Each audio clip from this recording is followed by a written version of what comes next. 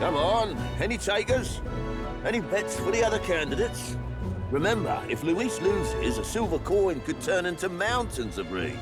What are you trying to say? You think Count Luis is going to lose? Oh, no, of course not. I'm just saying. I'll call that bet. All in on His Highness the Prince. A sanctus bigwig gambling away his tides? This really is the end of the world. Didn't know his esteemed princeliness had any supporters left. I mean, he's not really the prince, is he? Was actually a monster in disguise all along. Haven't you heard the news? The times we live in, I'll tell you. Must be tough, being an easy mark. It didn't take much for you to buy everything Luis was selling about the prince. The fireworks went off the moment he said, "Behold." Remember? You don't think there's any chance Luis orchestrated the entire thing? Oi, churchman! You saying Count Luis lied to us? You think he cast some big illusion? An illusion, eh? What if I said it's a power more dangerous than that? Always struck me as odd. We all know Luis, the mighty human slayer, but how does he keep finding the things one after another? Seems a bit convenient, if you ask me. Like he knows in advance where these monsters will appear to cause havoc. Easy to nitpick and gripe about him, isn't it, churchman? Maybe someone needs to shut you up. All right. Let's keep things civil, eh? No sense becoming a monster yourself.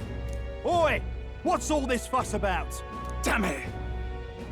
When Count Luis is king, you'll all be the first at the gallows. You'll die just like Forden.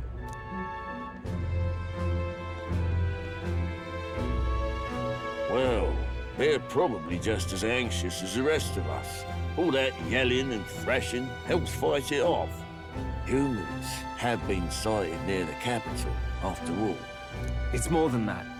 Pockets of society have resented the upper class for ages now, but this might be the spark that lights the kindling. Luis's respect for power is certainly cruel, but it's fair to an extent.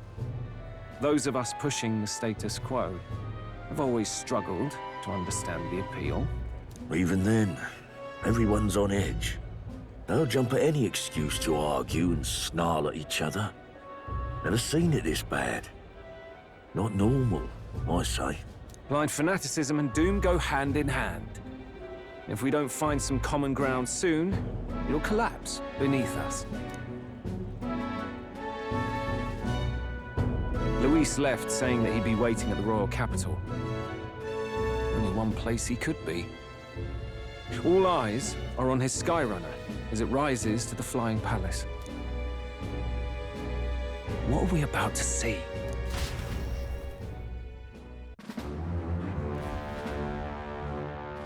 Ah, the royal palace. It's been a while.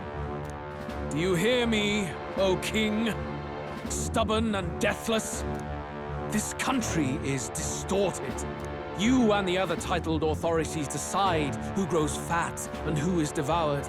The country knows no war only because our very core is built upon a system of societal predator and prey. It cannot be defied from within. That is peace, but not order. Hand over the royal scepter. The game is over. The country needs change, and I will provide it. Thou impertinent faith breaker, hast thou no shame in preempting the day of judgment? Do you presume yourself a god? Is that why you wrought your face in stone and took it to the heavens? You're nothing. Just an ordinary, broken old man. How wouldst thou wield the king's magic? To what end? To purify all that your kind have left to rot. You threw away your ideals, but I will never make that mistake. Only the people's chosen may take the throne. The royal scepter and its resting place remain beyond you. This royal scepter, the royal magic. Did you think that only generations of kings were aware of their secrets? Why someone can manipulate world-changing power by use of only a single scepter? Why only those supported by the people use it. Listen well, O King. The truth behind the royal magic. Huh. So it's true. The country truly is putrid with sin. In other words, if I took hold of it now, then I would have the power to change the world itself. How didst thou learn of this? How?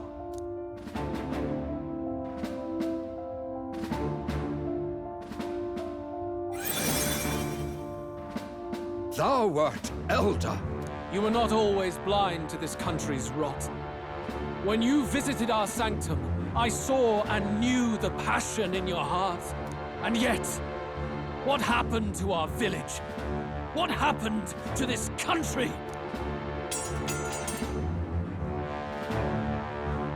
Oh.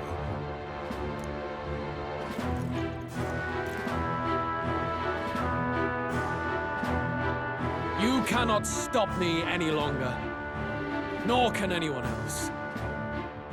Save one lone possibility.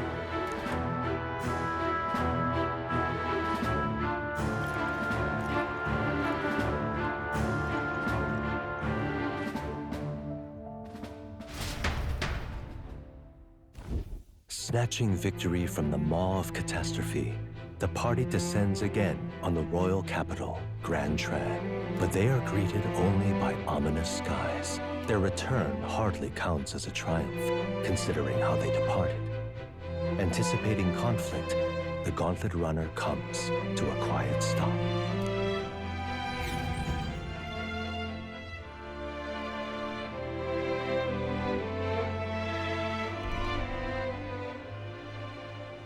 What the hell's wrong with the sky? Isn't that... Oi! That monster boy's come back! Ah, that's why the sky's grown so hellish. The half-dead bastard returns with his head held high. A more aggressive welcome than I expected. Would any introductions help them to understand? It's useless. Words are cheap. Still, we should walk with pride instead of trying to keep our heads down. True enough. His Royal Highness, the Prince, returns! Luis distorted his form through strange and terrible magics, but the curse is now dispelled. His true form has been restored! Oi, if that's really His Highness, then tell us why ain't His Majesty in the sky stop all this bloodshed? 'Cause he's an imposter! Just like Count Louis said! You'll not fool us again, beast! Oi, calm down. At least listen. And you! Never thought I'd see one of the Magnus brothers standing against Count Luis, even the thick one. He took in a parapus like you, and you spit on him. Scum! Only thing traitors deserve is a tight rope and a stiff beam. And you want us to support the prince? Lady Juno, I can't believe this. I admired you. Why would you risk dying alongside some fake prince? I don't intend on dying with anyone. Besides, I'm still me, whoever I'm standing with. Hey, you chief! Weren't you the wretch who got kicked out of the knighthood? Now you're with this pack of throne chasers. Shame! Shame! Mustari girl! You ungrateful pagan! Count Luis brought down the Sanctus Church for you! How dare you strike out at him? They're all traitors, I say! What is all this? The truth of the prince hardly matters to them. Every one of them's only concerned with their own emotions, and nothing else.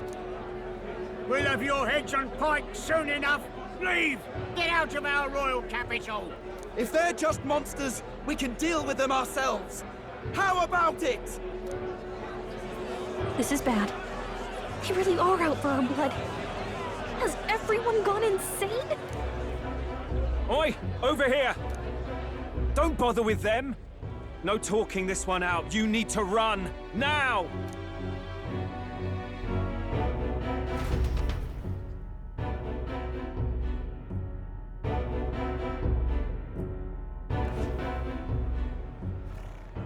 We weren't away from the city that long. What happened? Why are all the people so bloodthirsty now? The prince turning into a monster before their eyes still lingers in their minds. After all, a monster entered into their society disguised as a person. No, that's not... I know, it's not true. But truth and how it appears to the citizens are different beasts. Moreover, humans have been sighted closer than ever before. The royal capital's populace is unused to danger, so they've become suspicious of each other. How fares your neighbor? Do you run in circles with monsters in disguise? Are questions on the tip of every tongue. Ever since Forden's death, Luis has everyone on a knife edge. He's erratic, and nobody knows how he'll react to those who defy him if push comes to shove. So, at the core of it, people are scared witless, and they cling to Luis as a savior, rather than the devil he is. You well know that Luis cares not one whit about social status, especially as a token of birthright. No amount of wealth or standing can buy his protection. So even those who may have opposed him at first now counsel that condemning him would be imprudent, as it puts their safety at risk. Then we're stuffed. He won't save anyone, and oh yeah, he can create humans, by the way. Oh, that's all true then. I had my suspicions, but it's still a bit of a jolt. This all said, in my humble opinion, what we're seeing in the people now has been in the works for some time. Now, has the tournament for the throne truly ever been a fair contest? The Sanctus Church bent it to its whim, and I abetted that. To my shame. Before I met you people, I didn't have much to me but anger and quips. I'd rant and snipe and have my cynical little discourse, but I'd only looked to others for change. Now maybe that outlook's our real enemy. Blind fanaticism, like I had. Even if there's no malice to it, it's a dangerous thing. Hard to think clear when your mind's a muddy stream. We've been told Magla is born from people's anxiety. Perhaps the proof is now before our eyes. Kind of ironic, but we have to do something about it. If we don't, they'll never listen. We'll only ever be seen as an enemy. I had the inn prepared. They won't let anyone in but you lot. Let's head there for now, shall we?